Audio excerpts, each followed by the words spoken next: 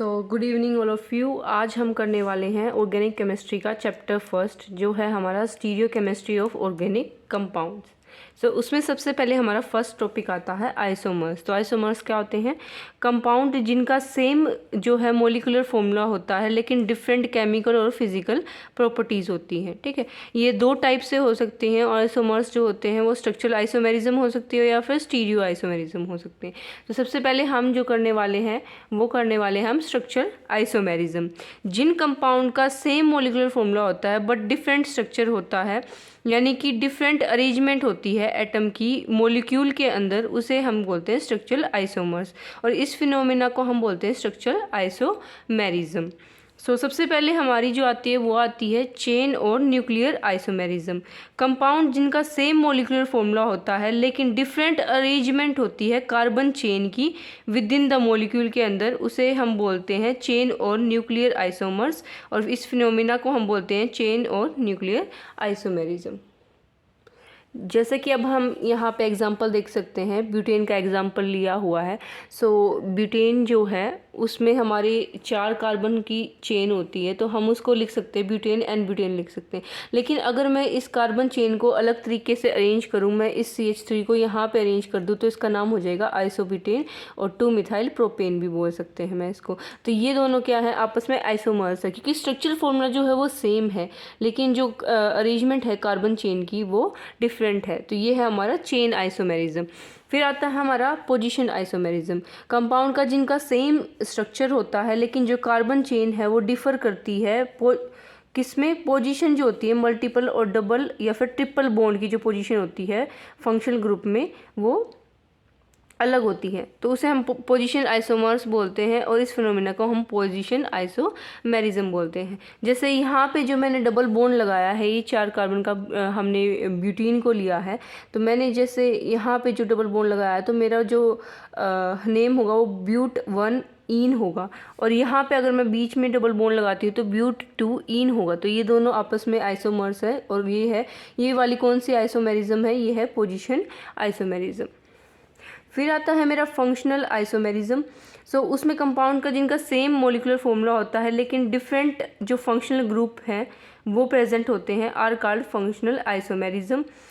इस फिनोमिना को हम बोलते हैं फंक्शनल आइसोमेरिज्म। जैसे मैंने यहाँ पे इथेनॉल को लिया, सेम जो हमारा फॉर्मूला है मोलिकुलर फॉर्मूला वो सब में सेम ही रहता है, लेकिन यहाँ पे हमारा फंक्शनल ग्रुप देखें तो यहाँ पे एल्कोहल है, OH ग्रुप है। और यहाँ पे अगर मैं देखूँ तो यहाँ पे हमारा है ईथर ग्रुप है, यहाँ पे जो है ईथर ग्रुप है और यहाँ पे हमारा अल्कोहल है। तो ये जो है हमारा सेम मोलिकुलर फॉर्मूला हो गया लेकिन डिफरेंट जो है हमारा फंक्शनल ग्रुप हो गया। फिर नेक्स्ट आता है हमारा मेटामेरिज्म, जिनमें कंपाउंड का सेम मोलिकुलर फॉर्मूला होता है लेकिन different number of carbon atoms जो है either side of functional group के प्रेजेंट होते हैं। जैसे कि इसमें हमारा अगर मैं O से कहूँ, इधर साइड में मेरे जो है डिफरेंट जो कार्बन एटम्स हैं वो डिफरेंट होंगे और उसे हम मेटामर्स बोलते हैं। इस फिनोमेना को हम मेटामेरिज्म बोलते हैं। जैसे एग्जांपल के लिए मैं यहाँ पे लूँ तो इथोक्सी इथेन का एग्जांपल लूँ, मैं ईथर का एग्जांपल लूँ, तो यहाँ पे अगर हम देखेंगे तो यहाँ पे इथेन जो है 2 कार्बन अटैच है और इधर भी क्या है 2 कार्बन अटैच है। अगर मैं सेम इसका जो मोलिकुलर फॉर्मूला है वो सेम है, लेकिन अगर मैं इसको यहाँ से एक जो मेरा कार्बन है अगर मैं यहाँ से अटैच कर दूँ तो ये बन जाएगा 1 मिथोक्सी प्रोपेन या फिर हम 2 मिथोक्सी प्रोपेन भी बना सकते हैं। तो ये जो है हमारे तीनों आइसोमर्स है। ठीक है, तो इस टाइप की आइसोमेरिज्म को हम बोलते हैं मेटामेरिज्म। फिर आता है हमारा टोटोमेरिज्म।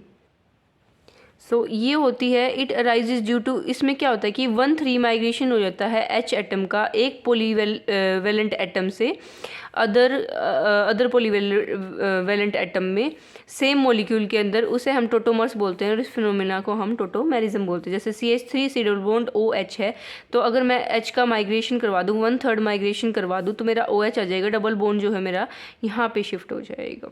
तो ये हमारे क्या हो जाएंगे, टोटोमर्स हो जाएंगे। नेक्स्ट हमारी आती है रिंग चेन आइसोमेरिज्म। जिन कंपाउंड में सेम मोलिकुलर फॉर्मूला होता है लेकिन पोजेस ओपन चेन और साइक्लिक स्ट्रक्चर जो पोजेस करते हैं उसे हम बोलते हैं रिंग चेन आइसोमर्स और इस फिनोमेना को हम बोलते हैं रिंग चेन आइसोमेरिज्म। जैसे कि प्रोपीन है, अगर मैं इसका जो साइक्लिक स्ट्रक्चर बनाऊँ तो साइक्लोप्रोपेन बनेगा। तो ये जो है आपस में रिंग चेन आइसोमर्स हो जाते हैं। अब हमारा नेक्स्ट टॉपिक आता है स्टीरियो आइसोमेरिज्म। सो आइसोमर्स जिनका सेम स्ट्रक्चरल फॉर्मूला होता है लेकिन डिफरेंट रिलेटिव अरेंजमेंट होती है एटम की एक ग्रुप और स्पेस के अंदर, उसे हम बोलते हैं स्टीरियो आइसोमर्स, और इस फिनोमिना को हम बोलते हैं स्टीरियो आइसोमेरिज्म। अब हमारे जो स्टीरियो आइसोमर्स होते हैं वो भी दो टाइप के होते हैं। एक होता है कन्फर्मेशनल आइसोमर और एक होता है कन्फिग्रेशनल आइसोमर्स।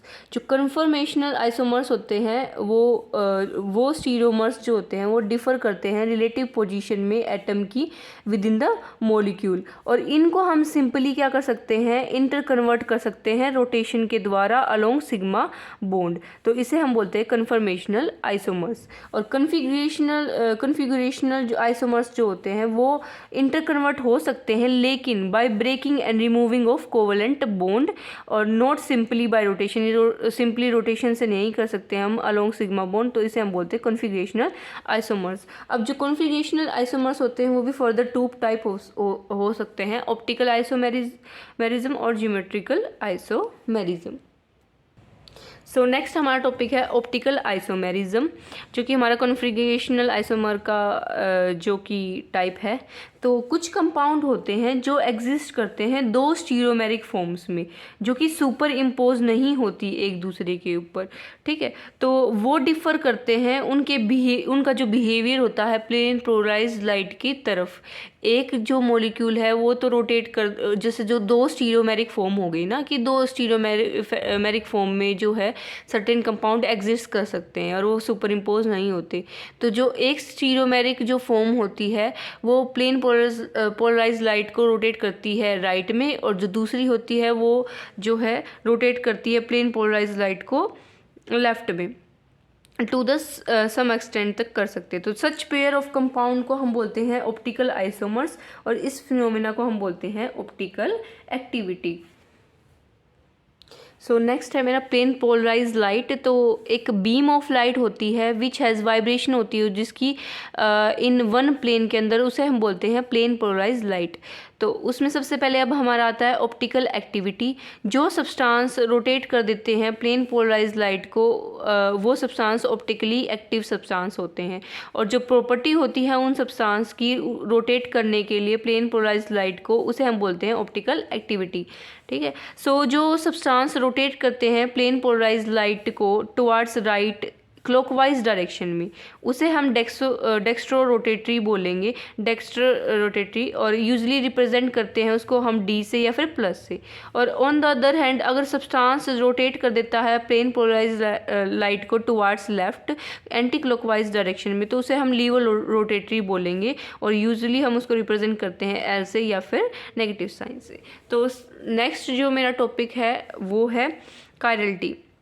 एक मॉलिक्यूल या फिर हम ऑब्जेक्ट कह सकते हैं कि कायरल है या फिर और डिसिमेट्रिक है अगर वो नॉट सुपर इम्पोजेबल है on its mirror image and the property of non superimposability is called chirality।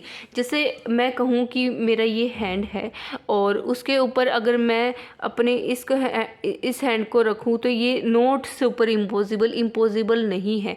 तो ऐसे ही जो मॉलिक्यूल सुपर इम्पोजिबल नहीं है अपनी मिरर इमेज के ऊपर, तो वो क्या होती है, वो कायरल होता है, और इस प्रॉपर्टी को हम बोलते हैं chirality. So on the other hand a molecule which is super imposable जो होता है अपनी मिरर इमेज पे, उसे हम बोलते हैं अकायरल, और नॉन डिसिमेट्रिक और सिमेट्रिक।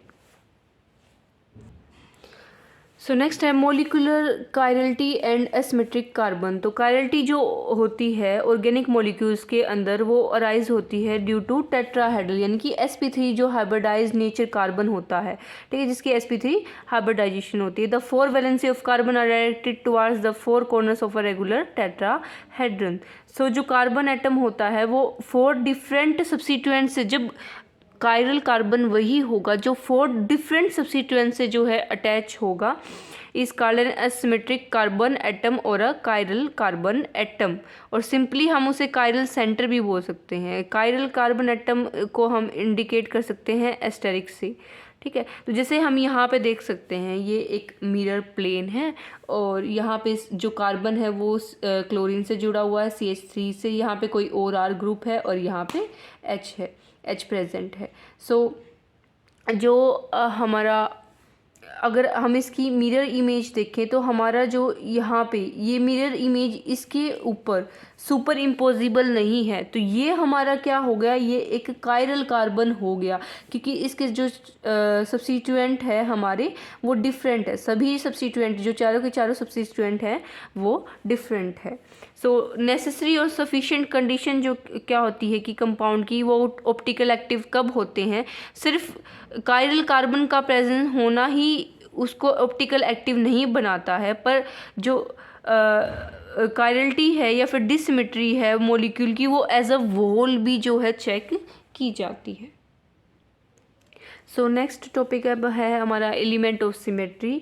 उसमें सबसे पहले जो हमारा टॉपिक आता है वो है प्लेन ऑफ सिमेट्री और मिरर प्लेन और sigma plane. So most commonly observed जो होता है वो हमारा होता है element of symmetry is a, और एलिमेंट ऑफ सिमेट्री होता है प्लेन ऑफ सिमेट्री, और इसको हम बोल भी सकते हैं और प्लेन मिरर प्लेन और सिग्मा प्लेन। तो इसको अगर मैं डिफाइन करूं तो ये होती है एक इमेजिनरी लाइन इमेजिनरी प्लेन होता है जो डिवाइड करता है मॉलिक्यूल को, अगर मैं इसको डिफाइन करूँ तो ये एक इमेजिनरी प्लेन होता है जो डिवाइड करता है मॉलिक्यूल को दो इक्वल हाफ्स में, सच दैट कि जो हाफ होगा वो मिरर इमेज होगा अदर की। ठीक है। सो कायरल ऑब्जेक्ट होते हैं उनके पास कोई एलिमेंट ऑफ सिमेट्री नहीं होता, क्योंकि हमने देखा था वो नॉन सुपर, जैसे यहाँ पे हमने देखा था ये non super imposable mirror image होती है। तो इसमें हम अगर प्लेन ऑफ सिमेट्री देखें तो नहीं है इसमें प्लेन ऑफ सिमेट्री कहीं पे भी। ठीक है। तो कायरल ऑब्जेक्ट्स में जो है प्लेन ऑफ सिमेट्री नहीं होती है सॉरी। और ऑन द अदर हैंड जो अकायरल ऑब्जेक्ट होते हैं, जैसे कि हमारा ये था, अकायरल ऑब्जेक्ट होते हैं मॉलिक्यूल्स होते हैं एटलीस्ट 1 और 2 मोर एलिमेंट्स ऑफ सिमेट्री जो है उसमें हो सकते हैं। ठीक है। तो जैसे कि मैं इसकी बात करूँ, यहाँ पे एक स्पीयर लिया मैंने और उसमें प्लेन ऑफ सिमेट्री जो है होती है, क्योंकि इसको ये दो इक्वल हाफ्स में जो है डिवाइड करती है। अगर मैं यहाँ पे एक हैंड लूँ तो ये जो है 2 अनइक्वल हाफ हो जाएंगे अगर मैं इसको डिवाइड करूँ, तो यहाँ पे प्लेन ऑफ सिमेट्री नहीं होती है। तो sphere is achiral since it has plane of symmetry. और अगर ह्यूमन हैंड की बात करूँ तो ये कायरल है क्योंकि इसकी कोई प्लेन ऑफ सिमेट्री नहीं है। नेक्स्ट हम बात करते हैं सेंटर ऑफ सिमेट्री की। तो सेंटर ऑफ सिमेट्री जो होती है, अगर मैं कोई भी पॉइंट लूँ, जैसे मैंने यहाँ पे एक पॉइंट लिया, from which lines when drawn from one side and produce an equal distance. जैसे मैंने यहाँ से एक लाइन ड्रॉ की तो उसने एक इक्वल डिस्टेंस फॉर्म किया, यहाँ पे भी एक इक्वल डिस्टेंस है, और अगर मैं यहाँ पे देखूँ तो यहाँ पे भी एक इक्वल डिस्टेंस है, तो उसने एक इक्वल डिस्टेंस फॉर्म किया। और ऑन अदर साइड दोनों साइड पे इक्वल डिस्टेंस हो गया और विल मीट आइडेंटिकल पॉइंट्स। और जैसे यहाँ पे आइडेंटिकल पॉइंट्स को मिल रही है, जैसे हम यहाँ देख सकते हैं यहाँ पे भी CH3 है, यहाँ पे भी CH3 है, तो आइडेंटिकल पॉइंट्स को मिल रही है ऑफ एटम्स और ग्रुप के। जैसे यहाँ पे H है तो यहाँ पे आइडेंटिकल मिल रही है। सो नेक्स्ट टॉपिक है हमारा कॉन्फ़िगरेशन एंड फिक्सचर प्रोजेक्शंस। तो जो स्पाटियल अरेंजमेंट होती है एटम्स की और ग्रुप्स की विद इन द करेक्टराइजेज और डिफाइंस जो पर्टिकुलर स्टीरियोआइसोमर को डिफाइन करती है, उसे हम बोलते हैं कॉन्फ़िगरेशन। जो कॉन्फ़िगरेशन होती है ऑर्गेनिक मॉलिक्यूल्स की, वो हम विजुअलाइज कर सकते हैं bye inspection of their models. तो 3D स्ट्रक्चर्स के इंस्पेक्शन से हम उसको विजुअलाइज कर सकते हैं। ठीक है। जो मोस्ट कॉमनली 3D मॉडल जो यूज़ होता है वो होता है फ्लाइंग वेज मॉडल यूज़ होता है। सो इस मॉडल में क्या होता है, एक सॉलिड वेज होती है, जैसे ये दिखाई गई है, ये एक सॉलिड वेज होती है, थिक सॉलिड लाइन भी बोलते हैं। तो ये जो है रिप्रेजेंट करती है bond lying above the plane, जो bond above the plane lie करता है, और ये प्रोजेक्ट करती है टुवार्ड्स द ऑब्जर्वर, जो टुवार्ड्स द ऑब्जर्वर हो।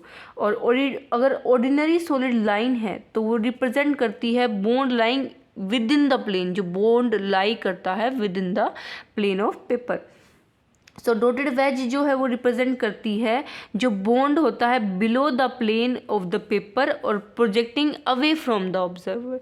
तो जैसे अब हम यहाँ पे देख सकते हैं हमारा कार्बन है और ये हमारी जो है सॉलिड लाइन है, तो ये इन द प्लेन है, विद इन द प्लेन है, और ये हमारी जो डॉटेड वेज है ये बिलो द प्लेन है और अवे फ्रॉम ऑब्जर्वर है। और ये है हमारी सॉलिड वेज यानी कि सॉलिड लाइन, और यानी कि ये है हमारी अबव द प्लेन और टुवार्ड्स द ऑब्जर्वर। ठीक है, तो इसको जो है हम इस वाली डॉटेड वेज लाइन को हम एज अ डॉटेड लाइन की तरह भी रिप्रेजेंट कर सकते हैं। सो अगर मैं यहाँ पे डॉटेड वेज दिखाऊं और एक ये लिखाऊं तो ये है अवे फ्रॉम ऑब्जर्वर और ये है towards the observer. So Fischer projection formula में मैं ऐसे लिख सकती हूँ कि यहाँ पे हमारा कोई कार्बन प्रेजेंट है और यहाँ पे मेरा कोई H एटम है, यहाँ पे Y एटम है और ये X और ये Z प्रेजेंट है। तो ये हमारी क्या जाती है, फिशर प्रोजेक्शन फॉर्मूला हो जाता है। सो नेक्स्ट अब हमारा टॉपिक है ऑप्टिकल आइसोमेरिज्म। दीज जो ये स्टीरियो आइसोमर्स होते हैं वो रिसेंबल करते हैं एक दूसरे को उसकी केमिकल रिएक्शन में, and most of the physical property जो है उनकी डिफ़र होती है, लेकिन but only in their behaviour. जो उनका बिहेवियर होता है टुवार्ड्स प्लेन पोलराइज्ड लाइट वो सेम होता है, आर कॉल्ड हमारा ऑप्टिकल आइसोमर्स, और इस फिनोमिना को हम ऑप्टिकल आइसोमेरिज्म बोलते हैं। और अब नेक्स्ट आता है हमारा एनेंटोमर्स। तो एनेंटोमर्स में क्या होता है कि जो ऑप्टिकल आइसोमर्स होते हैं, जो non super imposable mirror image होते हैं एक दूसरे के, उसे हम एनेंटोमर्स बोलते हैं, और जो फिनोमिना होता है उसे हम एनेंटोमेरिज्म बोलते हैं। एनेंटोमर्स जो होते हैं वो उनकी आइडेंटिकल फिजिकल और केमिकल प्रॉपर्टीज़ होती है, बट वो रोटेट करवाते हैं प्लेन पोलराइज्ड लाइट को अपोजिट डायरेक्शन में सेम एक्सटेंट तक। जैसे कि मैं एग्जांपल दूं, यहाँ पे एग्जांपल है, यहाँ पे CH3 प्रेजेंट है, यहाँ पे CH3 जो है यहाँ पे प्रेजेंट है, यहाँ पे OH है, H है, OH H है। ठीक है, तो इसकी अगर मैं मिरर इमेज की बात करूं तो इसको ये रोटेट करवा देगा। यहाँ पे CH3 था, यहाँ पे C2H5 था, ये OH इस तरफ आ जाएगा, ये OH इस तरफ आ जाएगा, ये H, ये H। सो जो फर्स्ट एंड सेकंड है, ये जो हमारा फर्स्ट और सेकंड है, ये एक एनेंटिमर पेयर है। ठीक है, और सेकंड जो मैं बात करूं तो OH जो है और H और OH H, और ये इस तरह भी जो है हमारी रोटेशन करवा सकता है OH H और यहाँ पे OH H। तो ये जो हमारा थर्ड और फोर्थ पेयर है ये भी एक एनेंटिमर्स है। सो जो एनेंटिमर्स होते हैं उनकी आइडेंटिकल फिजिकल प्रॉपर्टी होती है लेकिन डिफरेंट केमिकल प्रॉपर्टीज़ होती हैं। एनेंटिमर्स जो है identical chemical property except towards optical active reagent को छोड़ के उनकी बाकी जगह आइडेंटिकल केमिकल प्रॉपर्टीज़ होती हैं। Have a different biological properties जो होती हैं लेकिन उनकी वो डिफरेंट होती हैं। सो अब नेक्स्ट टॉपिक हमारा आता है डाइस्टीरोमर्स। जो स्टीरोमर्स होते हैं जो मिरर इमेज नहीं होते एक दूसरे के, वो डाइस्टीरोमर्स होते हैं। और अगर मैं अदर वर्ड्स में कहूँ, जो स्टीरोमर्स या फिर जो डाइस्टीरोमर्स, वो जो एनेंटिमर्स नहीं होते वो डाइस्टीरोमर्स होते हैं। They have the same configuration at one stereo centre पे सेम कन्फिग्रेशन होती है उनकी, और the chiral carbon but different, और अदर कार्बन पे डिफरेंट होती है। जैसे हमने ये दो पेयर बनाए थे और ये दो पेयर बनाए थे, ये दोनों आपस में एनेंटिमर्स थे। लेकिन मैं अगर बात करूँ फर्स्ट और फोर्थ की तो ये डाइस्टीरोमर्स हैं, और अगर मैं बात करूँ फर्स्ट एंड थर्ड की तो ये भी डाइस्टीरोमर्स है, और जो सेकंड है थर्ड है वो भी डाइस्टीरोमर्स है, और जो सेकंड फोर्थ है वो भी डाइस्टीरोमर्स है।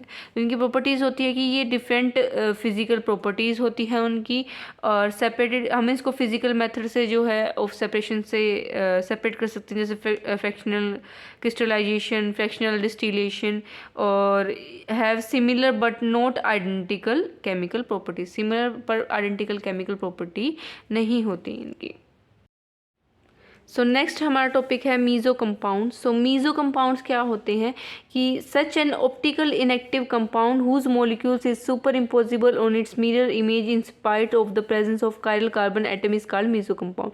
मैंने बताया था कि जिसमें कायरल कार्बन होता है वो नॉन सुपर इम्पोजिबल होती है, लेकिन मीज़ो के अंदर क्या है कि कायरल कार्बन भी प्रेजेंट है और वो सुपर इम्पोजिबल भी है, तो वो ऑप्टिकल इनएक्टिव हो जाता है, तो उसे हम मीज़ो कंपाउंड्स बोलते हैं। क्यों ऑप्टिकल ऑप्टिकल इनएक्टिव हो जाता है क्योंकि यहाँ पे प्लेन ऑफ सिमेट्री प्रेजेंट होती है, और हमें पता था कि जहाँ पे कायरल कार्बन होता है जो ऑप्टिकली एक्टिव होते हैं वहाँ पे प्लेन ऑफ सिमेट्री नहीं होती। यहाँ पे प्लेन ऑफ सिमेट्री आने की वजह से ये जो है क्या हो जाता है, कायरल कार्बन होने की बावजूद भी यहाँ पे ऑप्टिकल इनएक्टिव हो जाता है। तो इसे हम मीजो कंपाउंड्स बोलते हैं।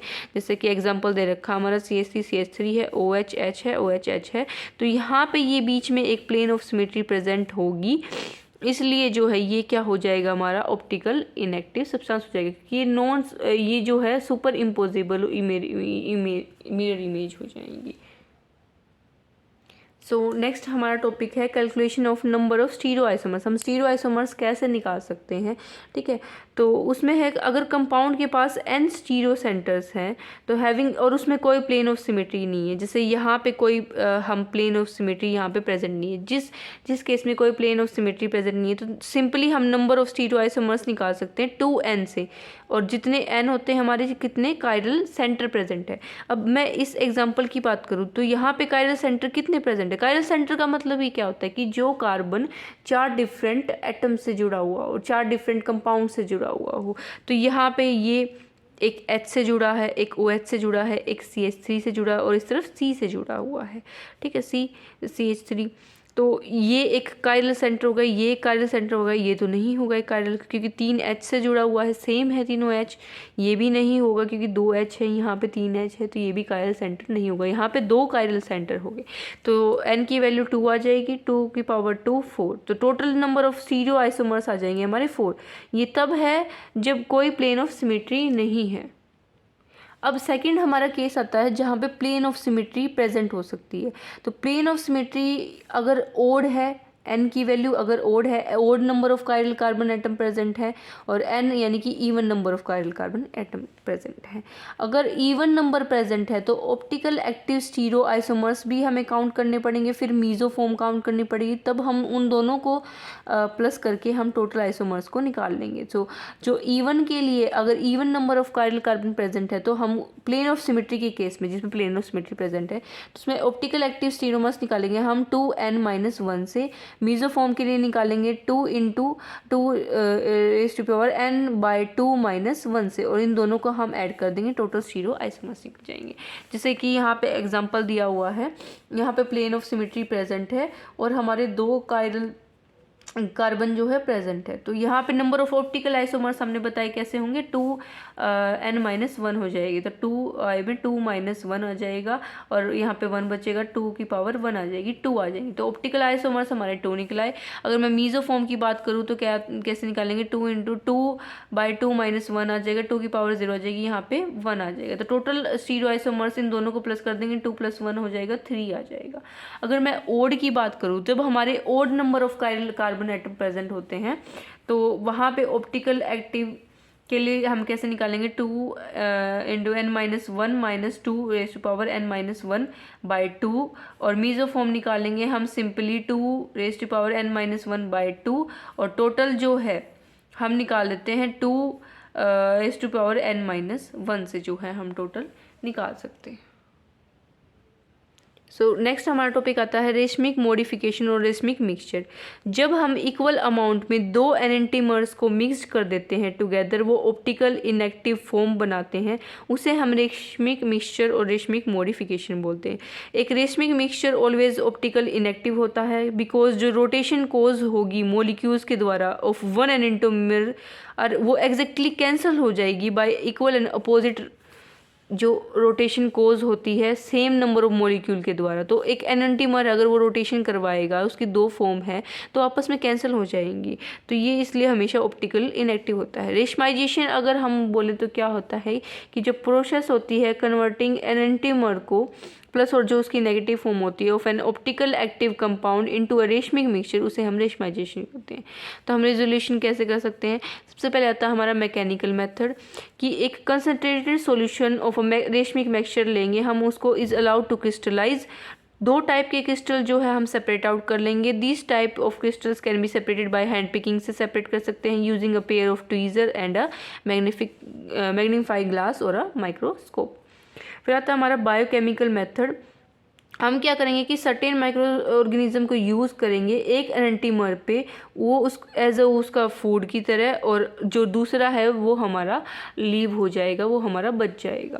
नेक्स्ट हमारा आता है केमिकल मेथड। तो इसमें एक रेशमिक मिक्सचर को हम ट्रीट करवाते हैं with N optical active reagent के साथ। It gives a mixture of 2 डाइस्टीरियोमर्स का जो है हमें जो है मिक्सचर मिलता है। जैसे कि एग्जांपल अगर मैं दूँ तो प्लस माइनस लैक्टिक एसिड मिल गया, और हमें मिल गया साथ में माइनस ब्रूसाइन मिल गया, ये 2 डाइस्टीरियोमर्स हमें मिल गए।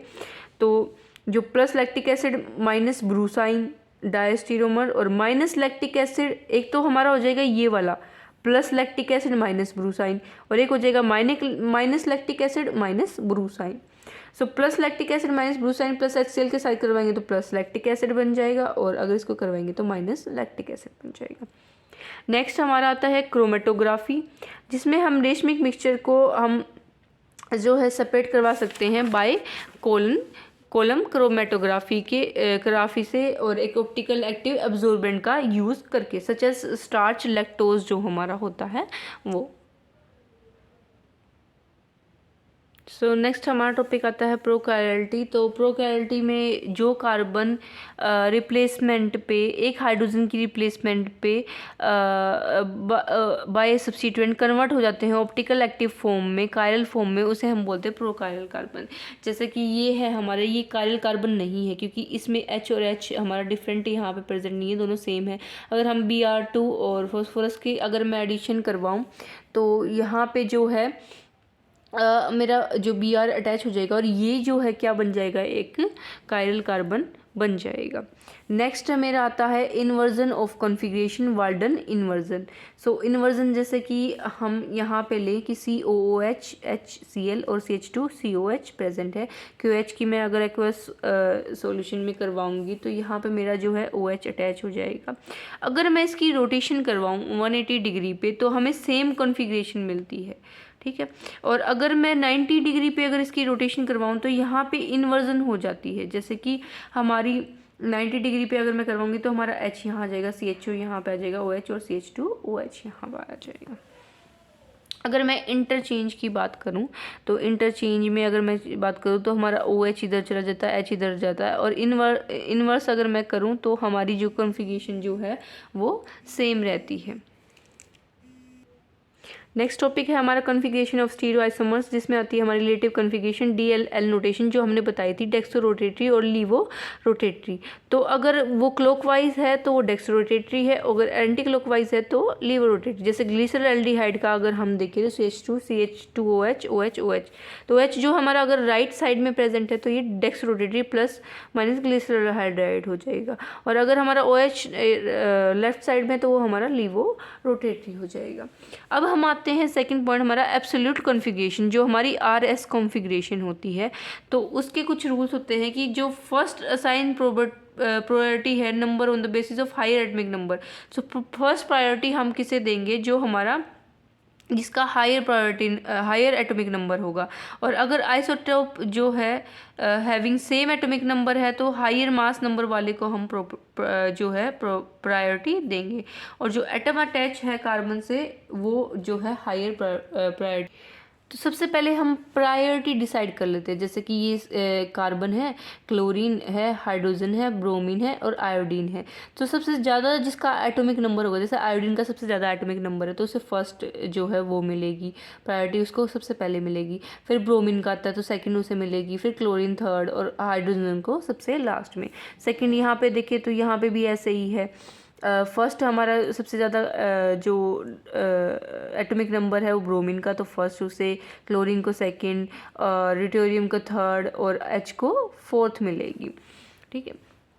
तो सेकंड जो है ड्यूटेरियम को जो है थर्ड इसलिए मिली क्योंकि ये हाइड्रोजन का ही आइसोटोप होता है, लेकिन इसका मास नंबर जो है वो ज़्यादा होता है हाइड्रोजन से, ठीक है।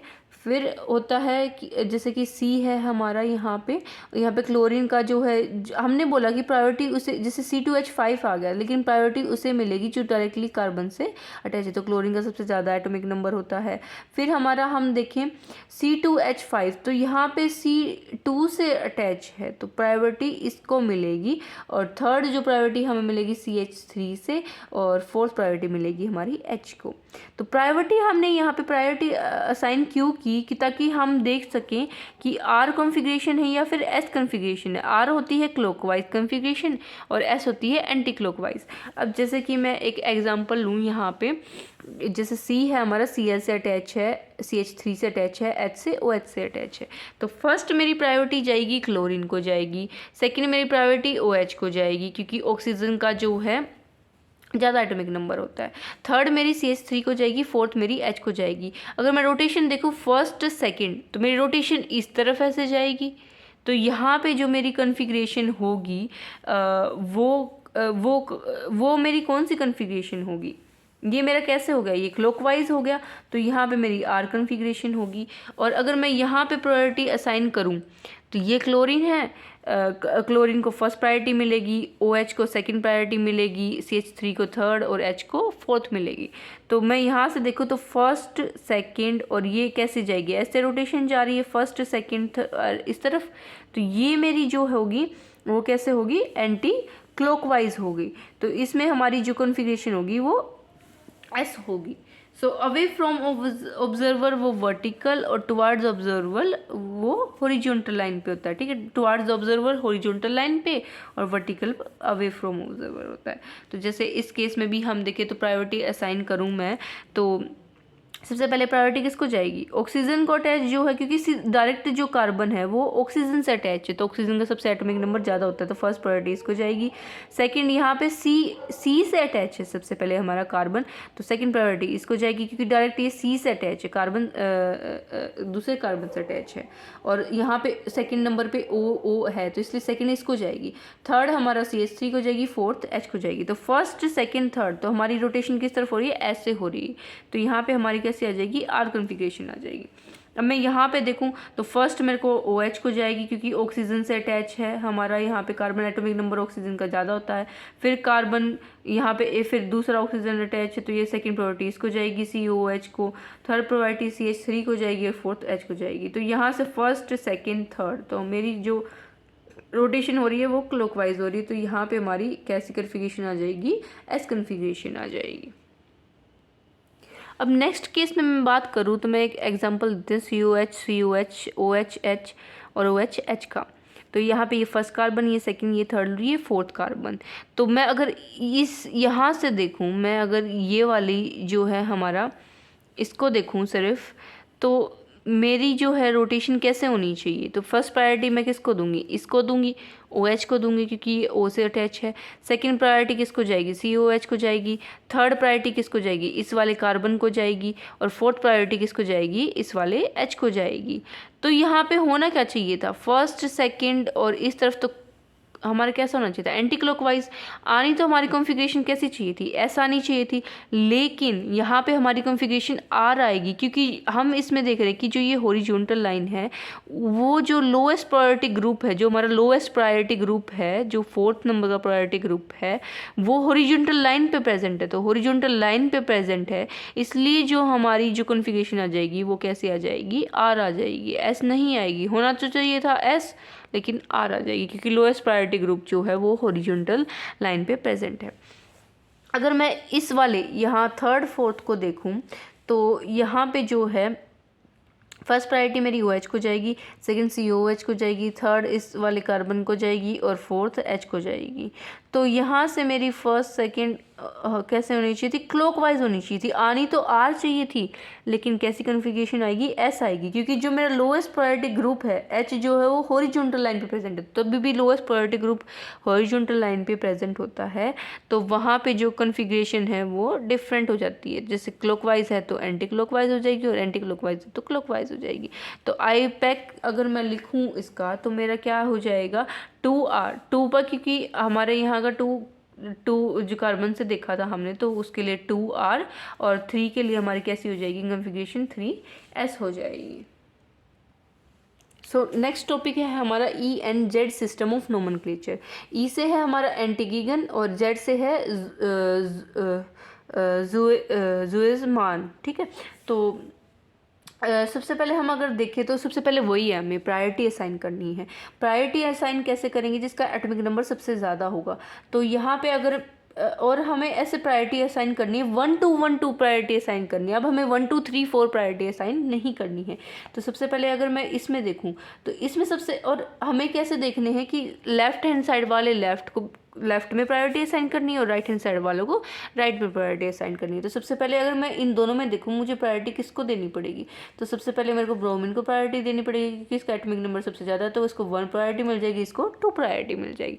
अगर मैं इस साइड वाले कार्बन की बात करूं तो यहाँ पे आयोडीन का सबसे ज़्यादा है, तो इसको 1 प्रायोरिटी मिल जाएगी, इसको 2 प्रायोरिटी मिल जाएगी।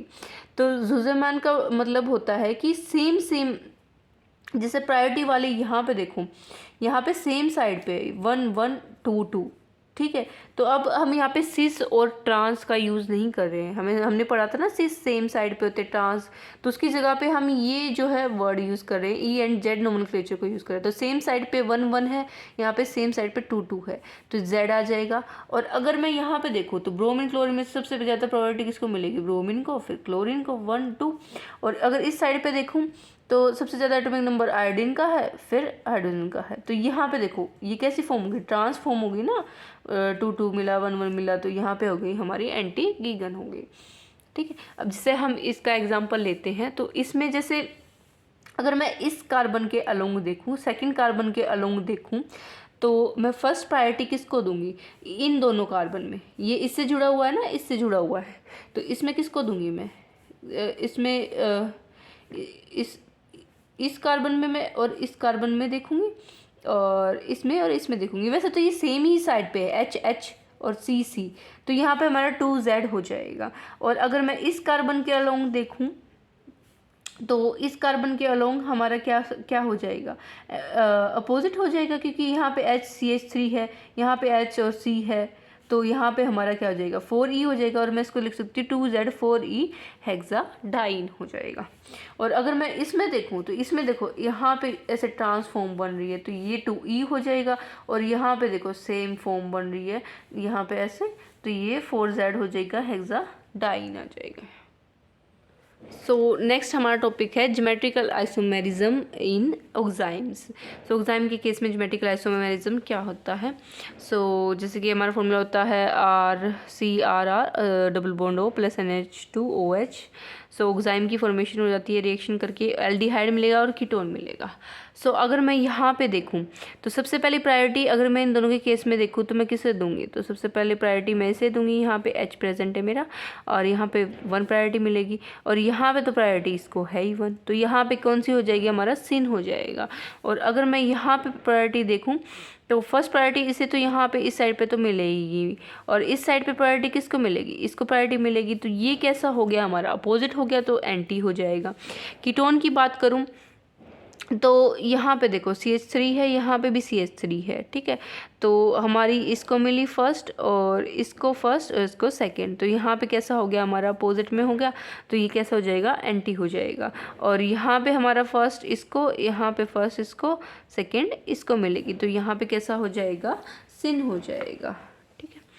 सो नेक्स्ट हम बात करते हैं फिज़िकल प्रॉपर्टीज़ की। तो फिज़िकल प्रॉपर्टीज़ में सबसे पहले आती है हमारी डाइपोल मूवमेंट। तो डाइपोल मूवमेंट जो होती है वो जो सिस होती है उसकी जो डाइपोल मूवमेंट होती है वो 0 के इक्वल नहीं होती है, और जो ट्रांस की जो डाइपोल मूवमेंट होती है वो 0 के इक्वल होती है। फिर बॉइलिंग पॉइंट की बात करूँ तो सिस आइसोमर का हायर बॉइलिंग पॉइंट होता है देन ट्रांस आइसोमर, क्योंकि डाइपोल मूवमेंट की वजह से और हायर पोलैरिटी की वजह से।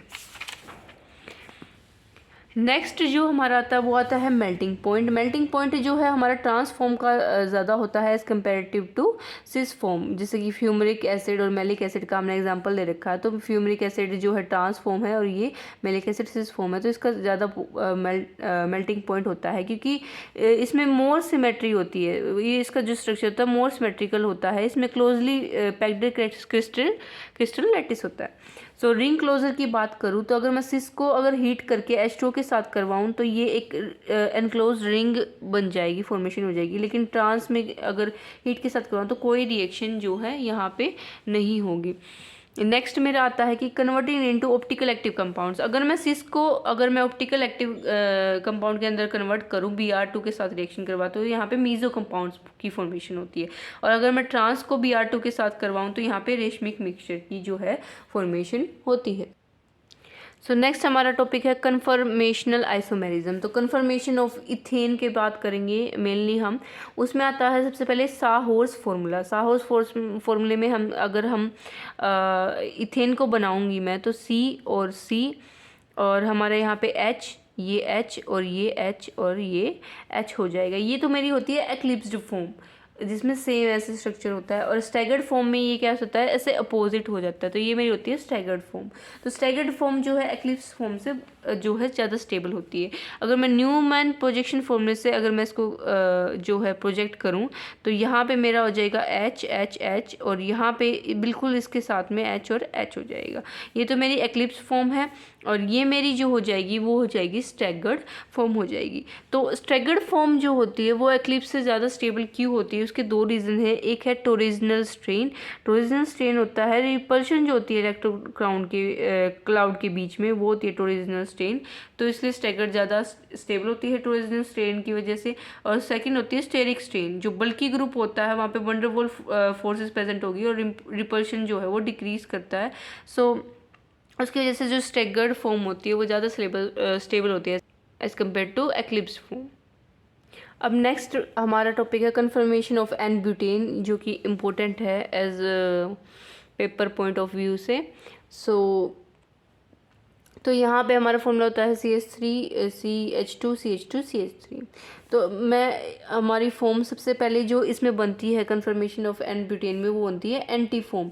जैसे CH3 H और H ये तो फिक्स्ड ही रखना है। ऐसे अगर जब हम बनाते हैं फॉर्म को बनाते हैं CH3, जैसे यहाँ पे भी देखो CH3 H और H फिक्स्ड है, यहाँ पे भी देखो, यहाँ पे भी देखो, ठीक है। तो हमारा एंटी फॉर्म में क्या होता है, CH3 है, यहाँ पे CH3 प्रेजेंट होगा, यहाँ पे H और यहाँ पे H प्रेजेंट होगा। फिर अगर हम जब 60 डिग्री पे रोटेशन करवाएंगे तो जो हमारा ये CH3 था वो यहाँ आ जाएगा, H हमारा यहाँ आ जाएगा और ये यहाँ, और जो ये वाला H है हमारा यहाँ आ जाएगा। फिर 60 डिग्री पे रोटेशन कराएंगे तो CH3 जो यहाँ पे था वो यहाँ चला जाएगा, H यहाँ पे आ जाएगा और H यहाँ पे आ जाएगा। तो ये हमारी एंटी फॉर्म थी, एक्लिप्स हो जाएगी, ये गोश फॉर्म हो जाएगी। फिर 60 डिग्री पे जो है रोटेशन करवाएंगे तो CH3 बिल्कुल CH3 के पास में आ जाएगा, यहाँ पे H आ जाएगा, यहाँ पे ये फुली एक्लिप्स बन जाएगी। फिर दोबारा से 60 डिग्री पे रोटेशन करवाएंगे, दोबारा से CH3 H H ये हमारी गोश फॉर्म बन जाएगी। और 60 डिग्री से दोबारा कराएंगे तो हमारी दोबारा एक्लिप्स्ड फॉर्म हो जाएगी। तो स्टेबिलिटी जो है सबसे ज़्यादा वो होती है, सबसे ज़्यादा एंटी की होती है, फिर गोश की होती है, फिर एक्लिप्स और फिर फुली एक्लिप्स्ड की होती है। जैसे कि हम यहाँ पे हमारा जो है डायग्राम भी देख सकते हैं। यहाँ पे पोटेंशियल एनर्जी है, यहाँ पे एंगल ऑफ रोटेशन है 60, 120, 180, 240, 300, 360। तो सबसे पहले जो है फुली एक्लिप्स्ड, गोश, एक्लिप्स्ड, एंटी एक्लिप्स्ड और फुली एक्लिप्स्ड, और ये गोश आ जाता है, ठीक है। सो जो हमने जब करवाई थी 60 डिग्री की रोटेशन पे, तो सबसे ज़्यादा स्टेबल तो हमें दिख ही रहा है कि एंटी जो है सबसे ज़्यादा स्टेबल है। फिर अगर हम फुली एक्लिप्स्ड की बात करें तो फुली एक्लिप्स्ड सबसे लास्ट में स्टेबल, जैसे ऊपर दिख रहा है फुली एक्लिप्स्ड दिख रहा है, यहाँ पे फुली एक्लिप्स्ड है। फिर अगर गोश की बात करूँ मैं, तो फिर उसके बाद हमारा फिर कौन सा स्टेबल था, सेकंड नंबर पे गोश स्टेबल था। जैसे कि गोश हमें यहाँ पे दिख भी रहा है, जिसमें यहाँ पे 3.35 किलो जूल मोल का हमारा रेजिस्टेंस है, और यहाँ पे 14.2 किलो जूल मोल का है, ठीक है। ये एक्लिप्स फिर हमारे थर्ड नंबर पे कौन सी स्टेबल थी, थर्ड, और यहाँ पे फिफ्थ एक्लिप्स फॉर्म ज़्यादा स्टेबल थी। तो ये डायग्राम भी इम्पोर्टेंट है, और ये जो कन्फर्मेशन ऑफ एन ब्यूटेन है वो बहुत इंपॉर्टेंट है पेपर पॉइंट ऑफ व्यू से। नेक्स्ट हमारा है कन्फर्मेशन ऑफ साइक्लो एल्केन्स। सो साइक्लो एल्केन्स की अगर हम देखें तो जैसे कि first, second, third, fourth, fifth, six carbon, ये होती है सबसे पहले हमारी चेयर कन्फर्मेशन आती है। इसमें चेयर कन्फर्मेशन में जो जैसे ये दिखा रखा है HAHB, यानी कि ये एक्सियल जो है हमारा H है और ये है इक्वेटोरियल H। ये बिलो और अबव द प्लेन है और ये इन द प्लेन है जो इक्वेटोरियल H है हमारा। तो रिंग फ्लिपिंग अगर हम करें तो तब हमारा ऐसा भी हो जाता है कि फर्स्ट, सेकंड, और थर्ड, फोर्थ, फिफ्थ और सिक्स्थ हो जाता है। तो अगर हम बोर्ड कन्फर्मेशन की बात करें तो चेयर कन्फर्मेशन थी। बोर्ड कन्फर्मेशन में हमारा जो फिगर बनती है वो इस तरह से बनती है, first, second, third, fourth, fifth, sixth. ठीक है। सो इसमें फ्लैग पोल एच रिपल्शन होती है, दैट्स वाई जो ये लेस स्टेबल होता है इस चेयर कन्फर्मेशन से। ठीक है। एक हमारी ट्विस्टेड बोर्ड कन्फर्मेशन भी होती है, उसका स्ट्रक्चर कुछ जो है इस टाइप से होता है। सो नेक्स्ट है हमारी half chair. So half chair का कुछ स्ट्रक्चर जो है हमारा इस तरीके से होता है। जो स्टेबिलिटी ऑर्डर होता है हमारा, सबसे ज़्यादा जो स्टेबल होती है हमारी चेयर कन्फर्मेशन स्टेबल होती है, फिर हमारी ट्विस्ट बोर्ड सबसे ज़्यादा स्टेबल होती है, फिर हमारी बोर्ड और फिर हमारी हाफ चेयर जो है स्टेबल होती है लास्ट में। सो यहीं पे हमारा चैप्टर ख़त्म होता है। होप आपको जो है चैप्टर समझ में आ गया होगा। Thank you.